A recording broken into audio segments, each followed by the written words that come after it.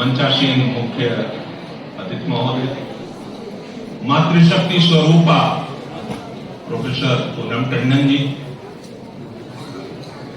अखिल भारतीय विद्यार्थी परिषद के तमाम अनुजगण और प्यारे बच्चों, यहां आज के इस विशिष्ट अवसर पर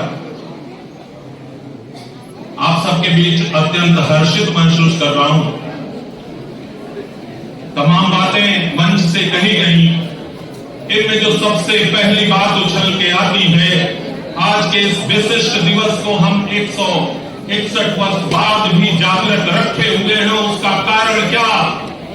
तो इस राष्ट्र के लिए पहला उद्बोध जिसने क्रांति की ज्वाला उत्पन्न कर दी, उत्तिष्ठत जागृत प्राप्य वरान निबोधक, उठो।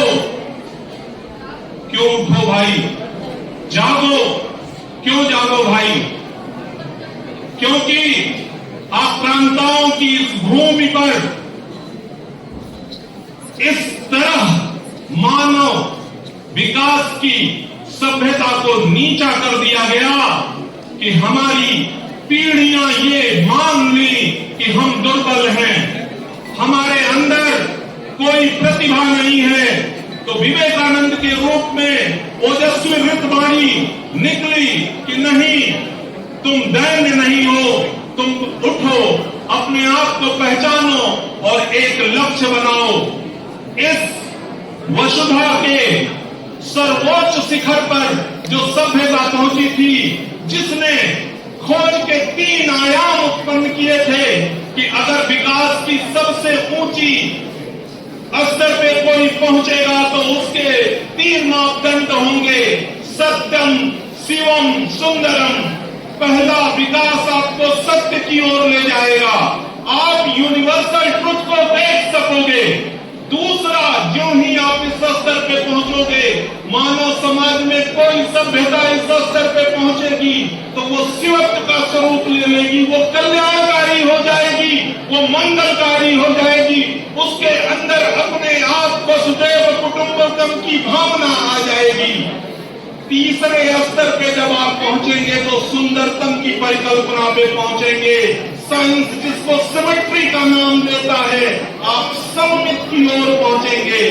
मानव विकास की अब तक की यही 3 अवधारणाएं हैं। विश्व की जितनी भी सभ्यताएं हैं, विकास के जितने भी आयाम हैं, उनका सर्वोच्च शिखर सुंदरतम की यात्रा है। सत्य से शुरू होकर के सुंदर तक पहुंचने की यात्रा है। और लंबे गुलामी के दौर में पददलित किए जाने के बाद भी ये सभ्यता झुकी नहीं। लोगों को कहना पड़ा, कुछ बात है कि हस्ती मिटती नहीं हमारी, सदियों रहा है दुश्मन दौरे जहां हमारा। जिस दौर में हम गुलाम भी रहे तो तमाम ऐसी विवेकानंद जैसी गहरी वाणी उभरी है विदेशों में जाकर के, जिन्होंने अपने इस ज्ञान को उसका डंका बजाया है। आज फिर वही दौर आया है। किसी बड़े मंच से कभी कहा गया था कि देश में आज विवेकानंद जैसी मेधाओं की कमी नहीं है, हमें तमाम नरेंद्र चाहिए जिसके अंदर सहज जिज्ञासा हो, जिसके अंदर सहज भाव हो। हमारे युवा वर्ग में आंखों में वो जोश चाहिए, वो तेज चाहिए। विवेकानंद कभी अपने ऐसे ही छात्रों के मंच से संबोधन कर रहे थे, कुछ ऐसे सामान्य हास्य के प्रलाप चल रहे थे। तमाम लोगों ने कहा, स्वामी जी आप उस आध्यात्मिक पृष्ठभूमि से आते हैं और बच्चों के साथ सामान्य मजाक कर रहे हैं। उन्होंने कहा, भी आदित्य चाहिए प्लेस, हम आनंद की संतानें हैं। हमारी संस्कृति ने बताया है कि पूरे संसार में आनंद सर्वश्रेष्ठ है। किसी की यात्रा आनंद तक नहीं पहुंची है, लोग खुशियों तक, वैभव तक, सुख सुविधाओं तक पहुंचे हुए हैं। Then why should be gloomy? तो हमारे सामने आप सब जितने बैठे हो, ये जीवन में पहली शिक्षा आपके अंदर होनी चाहिए, We are the blissful son। हम जो है आनंद की संतानें हैं। हमारे अंदर कभी भी हीन भावना नहीं आनी चाहिए। और जो ही हीन भावना दूर होगी तो दूसरा, आप सभी युवा बैठे हो, मैं आपसे पूछूं युवा का मतलब क्या? तो युवा का एक मतलब जिम्मेदारी। जिस दिन आप जिम्मेदार हो जाते हो उस दिन आप युवा हो जाते हो। 6 वर्ष 7 वर्ष का बालक जिसके घर के अभिभावक नहीं रहते वो युवा हो जाता है, वो जिम्मेदारियों का वहन करता है। तो आप जिम्मेदार हो जाओ। किसके लिए जिम्मेदार हो जाओ? तो इस देश के लिए एक ही लक्ष्य है, इस राष्ट्र का विकास। राष्ट्र क्या है? 5000 पहले की ये सभ्यता है, 200, 400, 500 वर्षों की नहीं, 5000 वर्ष का हमारा लिखे और अलिखित तो पता नहीं कितना पुराना। तो ये इतिहास कहता है कि राष्ट्र सीमाएं नहीं है, भौगोलिक सीमाएं नहीं है।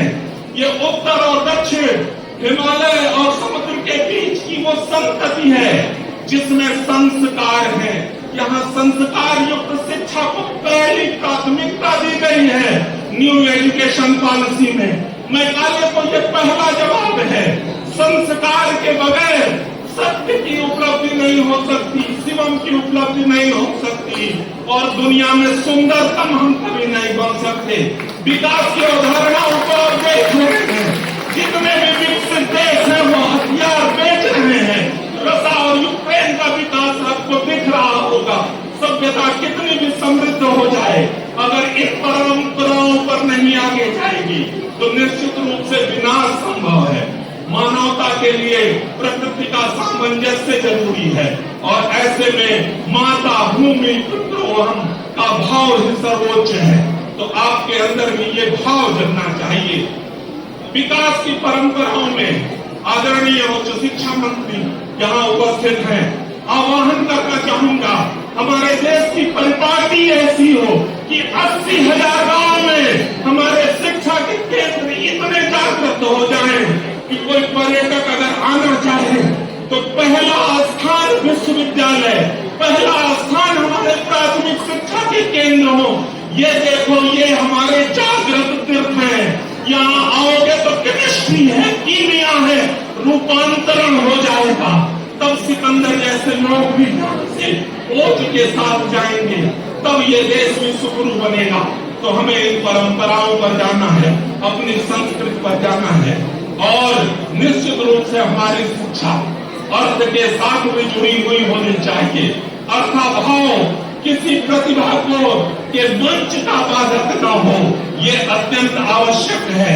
हमें बिल्कुल ये प्राउड नहीं होना चाहिए कि हम नंगे पांव दौड़ जाएंगे, हम सूखे चने चबाएंगे। नहीं, विश्व गुरु रहने वाला ये देश समृद्धि का आधार रहा है, सोने की चिड़िया रहा है। तो अर्थ के प्रति भी सकारात्मक भाव होना चाहिए, संस्कारों के प्रति भी सकारात्मक भाव होना चाहिए। इन शब्दों और मंगल कामनाओं के साथ धन्यवाद।